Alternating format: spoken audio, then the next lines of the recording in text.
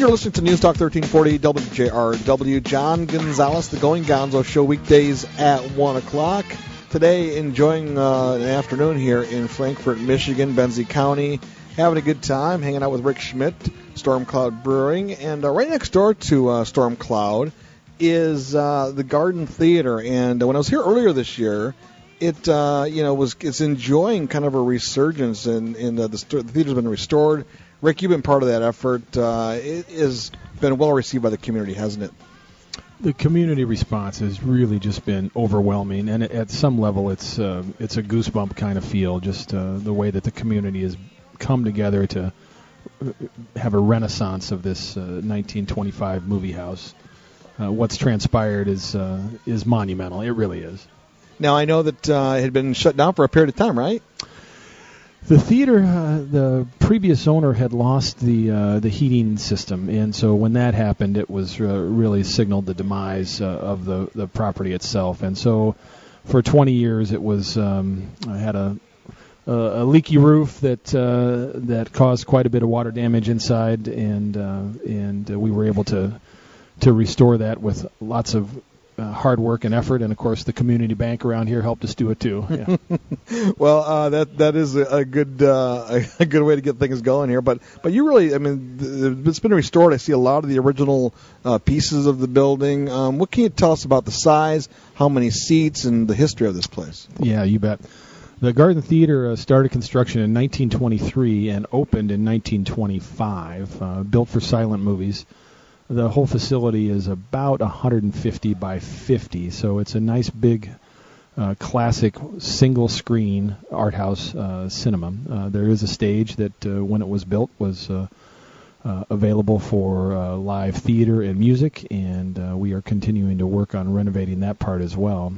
As a result of our ownership, the facility now has a brand new heating and cooling system, Dolby Digital 7.1 sound, and digital projection.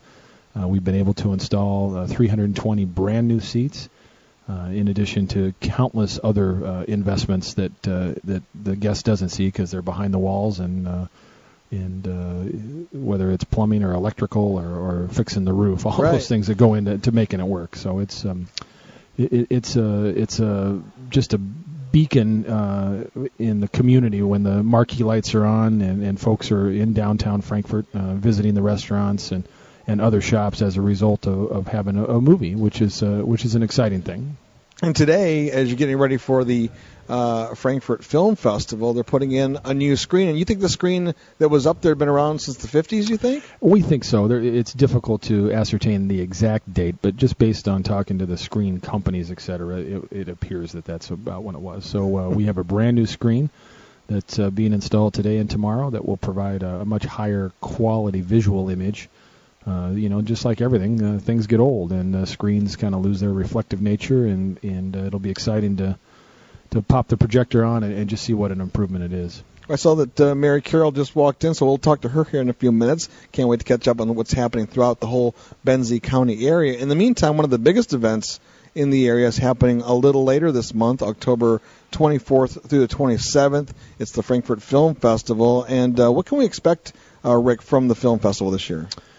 Our mission for the Frankfort Film Festival is to bring award-winning films from other festivals around the world, and so we're not trying to reinvent the wheel. We're just trying to bring really good independent cinema to the big screen in Frankfort in October. And so we have 14 titles over 4 days.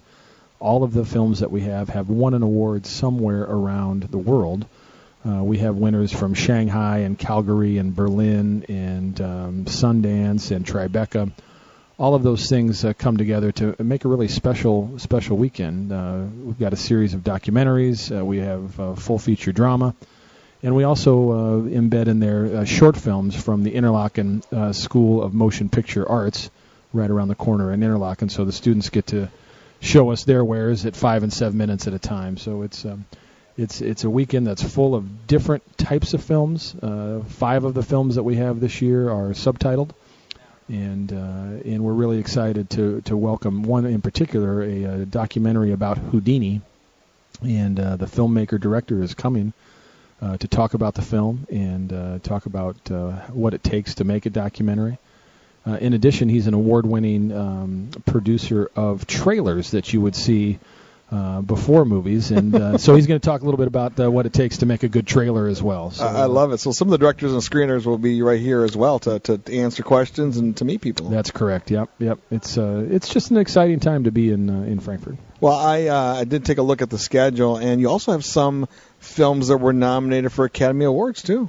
We do. We have two that were nominated for Academy Awards. One for Best Foreign Film, which also won several festival awards around the country, and not everybody gets a chance to see those, and so to get them on the big screen and see a movie with 200 of your closest friends is also kind of fun too, as opposed to popping in the DVD at home and watching it on your own personal device. Right. Well, I know that the big cities like Detroit and Grand Rapids and even Traverse City has their film festival, but how unusual or how different it is to have an independent film series here in Frankfurt. I mean, it's a small community.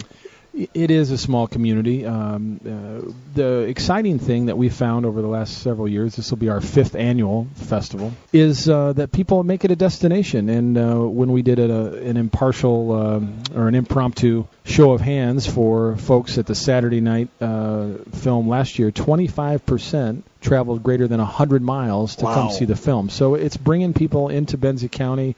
They're spending the weekend, and they're looking forward to the film festival here in Frankfurt. Wow, that's a great event, because anytime you can create things maybe in the non-peak season is a good thing. And the other part of it, too, it's film. I mean, people don't get a chance to see these in this area, so why not do something that benefits everyone? Absolutely, yeah, absolutely. It's fun to talk about what's transpired here, and when you see 200 people or 250 people pile out of the theater on a Sunday night in October after watching a French film about a symphony that is based in Berlin, it's just it's cool stuff. It is cool. October 24th through the 27th.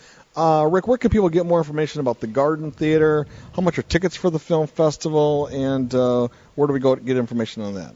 Yeah, our website is frankfurtgardentheater.com, and theater is spelled E-R, not R-E. And on there we have a special page, obviously, for the film festival, which lists all the films, descriptions, trailers.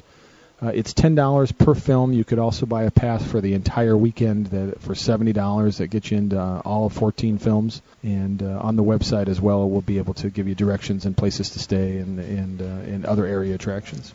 Well, Rick, great seeing you again. Continued success, and I can't wait to get back here for opening night of the 5th annual Frankfurt Film Festival. Oh, thank you. Appreciate you being here. All right, take care. All right, coming up next, we'll have more information about what's happening up here in Benzie County on the Going Gonzo Show on News Talk 1340 WJRW.